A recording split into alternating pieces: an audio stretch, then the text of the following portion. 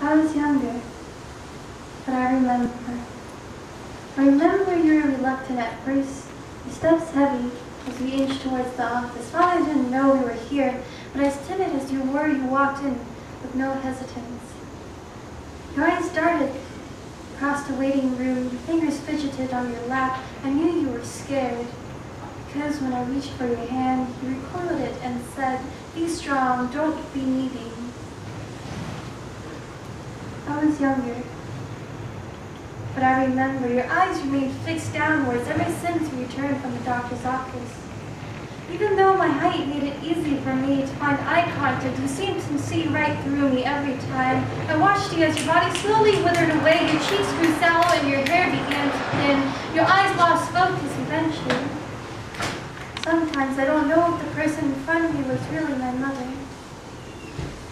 With every pound you shed, I was afraid that you might float up and join the angels in the sky, so I tightened my grip on your hand, but you didn't pull me back. I was younger, but I remember the way you flinched when they pricked your finger, the way your stature shrunk when they sat you in the wheelchair, the way you cowered from the needles, the way you treated the IV drip like it was on fire, the way you winced when they injected your spine with fire, the way dark crippling edges started to crawl up your fingertips and devour you whole.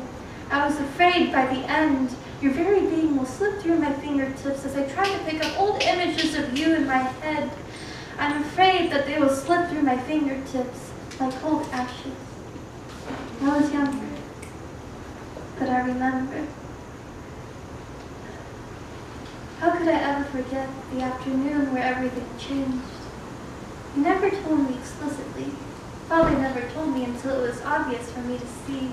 But I knew in that afternoon when you spoke to my father in the native tongue you both thought I didn't understand. Sometimes I wish I didn't understand because you rose. As your stomach grew bigger day by day, you emit this motherly glow warmer than any of the hugs you have ever given me before.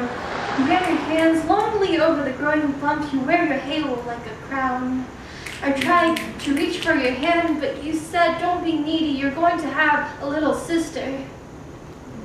So, it's okay though, because you rose. You embraced the fire and let it take over you. Each step you took with conviction, with purpose. Your footsteps ingrained onto the ground, leaving glowing amber behind, marking your path. You're not afraid of the slowing pain or the tearing nature of a burning fire. You let it purge because you said, only after complete destruction can we be resurrected. Only from ashes can new life begin strong. Yes, you withered away, but the light returned to your eyes.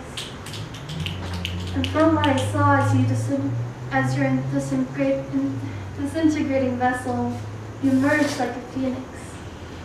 From your ashes you rose.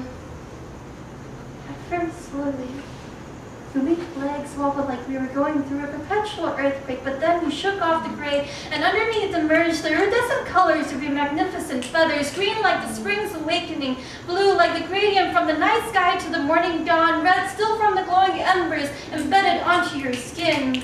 You moved your wings with the power of 1,000 galloping horses, and up you soared. You shed billows of ashes down on the earth, signifying the tears you shed, the blood you bled, the pain you endured to rise in a majestic vortex of fire, devouring every obstacle in your way. You no longer fear the burn, the roaring, the rampage, the blistering. You embrace the incandescent glow. You're not just as strong as fire, you embody the very essence of fire. You are fire. But I am not fire. I was younger, but now I still wonder.